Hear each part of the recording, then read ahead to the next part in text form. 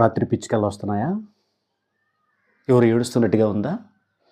ఎవరో కొడుతున్నట్టుగా ఉందా? ఎవరో చంపుతున్నట్టుగా ఉందా?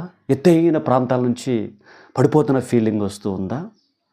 నీ మీద నుంచి లారీలు ఎక్కివెళ్ళిపోతూ ఉన్నాయా? సముద్రంలో నుంచి నువ్వు మునిగి వెళ్ళిపోతూ ఉన్నావా?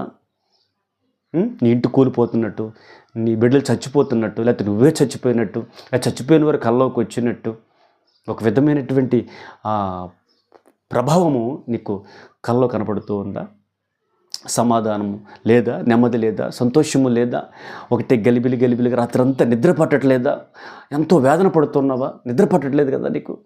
అయితే గమనించు, నువ్వు పిచ్చిక్రాప్స్తూ అంటే చేతబడి శక్తుల చేత బాధించబడుతున్నావు, పీడించబడుతున్నావు, ఇబ్బంది పడుతూ ఉన్నావు. అది చిల్లగితనపు ఆత్మ యొక్క ప్రభావము. అయితే ఒక విషయాన్ని గమనించు, నువ్వు యేసుక్రీస్తుని కలిగి ఉన్నావు, ఆయన నమ్ముకొని ఉన్నావు, ఆయన మీద ఆధారపడి ఉన్నావు, ఆయనను నువ్వు ఈరోజు ఫాలో అవుతూ ఉన్నావు. కాబట్టి నీకు శుభవార్త ఏంటంటే ప్రార్థించే, ఆయనకి ఉపవసించి ప్రార్థించి, ఆ విడుదల ప్రార్థన చేసే సేవకుల దగ్గరికి వెళ్ళి ప్రార్థన చేయించుకో. కొంతమంది ఎలాగో చెప్తారు లేని దేయాలవని, ఉన్నాయని నీకు అర్థమైందిగా. ఎప్పటికే లేచి వెళ్ళి ప్రార్థన చేయించుకో, లేకపోతే ప్రార్థన చేసుకో. నేను చెప్తున్నాను, వెంటనే నీకు అటు నుంచి విడుదల కలుగుద్ది, చక్కటి నిద్ర పుట్టుద్ది.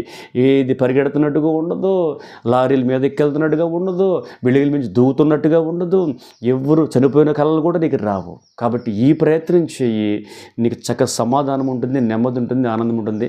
మంచి భక్తి చేసుకుంటూ చక్కగా క్రీస్తులో వెళతావు. కాబట్టి వందనాలు.